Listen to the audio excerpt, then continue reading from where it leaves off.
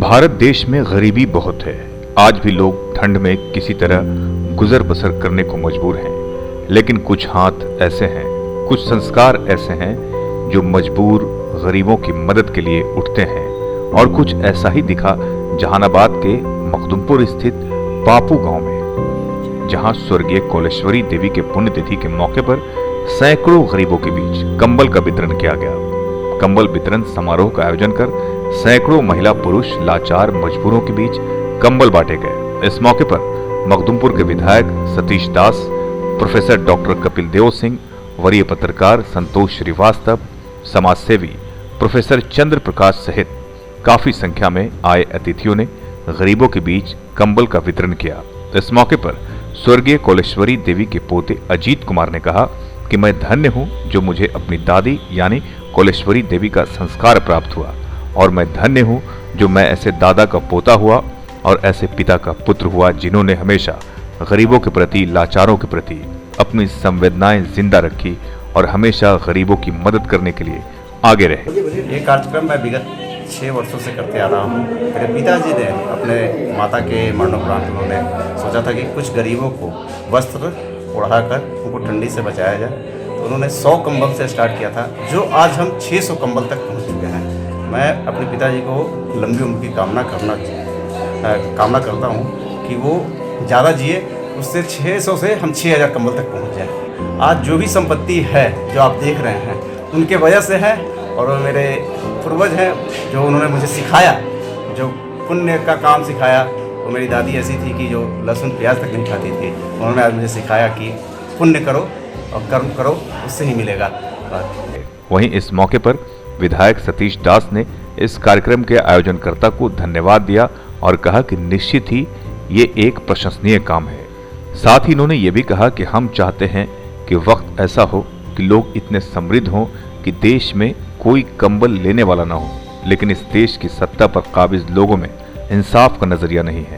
इस अवसर पर आए अतिथियों को अंग वस्त्र देकर सम्मानित भी किया गया और तमाम अतिथियों ने, वक्ताओं ने इस तरह के आयोजन के लिए प्रशंसा की।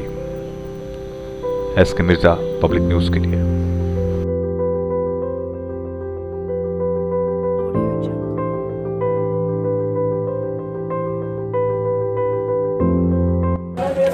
कपिल देव प्रसाद यादव जी मगध विश्वविद्यालय के पुराने प्रोफेसर हैं, हमारे गुरु भी रहे हैं।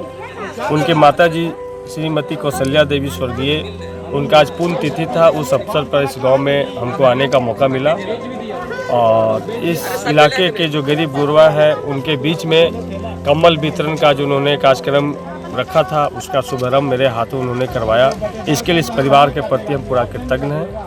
और इस मौके पर मैंने घोषणा भी किया है कि हम संध्या पाठशाला की शुरुआत करेंगे। जो गरीब गुरबे बच्चे हैं उनको पढ़ाने के लिए इन्हीं के जगह पे कौशल्या देवी जी के सामने ही मैंने वहीं पे विद्यालय लगेगा और बच्चे पढ़ेंगे। संध्या पाठशाला 4 से 6 और मुफ्त पाठशाला होगा जिसमें गांव के बच्चे ही पढ़ाएंगे और यहीं के बच्चे उस विद्यालय में पढ़ेंगे। विधायक जी, अभी भी इतनी गरीबी है कि कंबल वितरण होता है, इतना भीड़ लग जाता है, क्या करना चाहिए इसमें?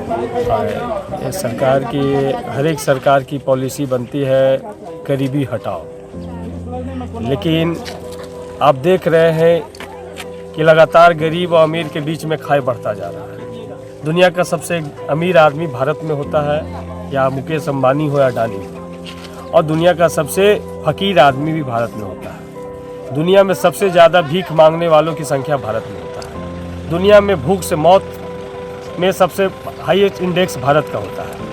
तो ये सरकार के पॉलिसी का फेल्योर है। अब पूरा भ्रष्टाचार की वजह से पहली योजनाएं अफसर और मंत्री अपने लिए बनाते हैं कि उसमें मेरा कमीशन क्या होगा, साफ साफ। उसके बाद जनता का नंबर आता है। तो जब तक ये भ्रष्टाचार खत्म नहीं होगा, नरेंद्र मोदी जी को से देश को बड़ी उम्मीद थी, लेकिन इन्होंने तो तमाम साधन और संसाधन पूंजीपतियों के हाथ में बेचने का काम, रेलवे को बेचने का काम किया। 3 तरह का काला कानून लाके किसान के ज़मीन, उसके खेती के अधिकार से वंचित करने का जो काम कर रहे हैं। अभी कल ही हमने NH पर बैठे थे, सभी का ज़मीन ले लिया गया है, लेकिन उनके वाजिब हक अधिकार नहीं दिया गया है। ये इनके PDS सिस्टम सारे भ्रष्टाचार के भेंट चढ़े हुए हैं। पूरा आला अफसर से लेकर के डीएम, सीएम, पीएम, ये सारे लोग भ्रष्टाचार में लिप्त हैं। तो इन भ्रष्टाचार को बगैर जनता के एकजुट करके ये बड़ी लड़ाई लड़नी होगी, तभी जाकर के इससे निजात पा पाएंगे। तो आज एक तरफ कम्बल बांटने वाला है और एक तरफ लेने वाला है। ये जब तक खाई नहीं पाटा जाएगा तब तक भारत सचमुच में जो सोने की चिड़िया, make in India, made in India, उसका कोई परिकल्पना नहीं किया जा सकता।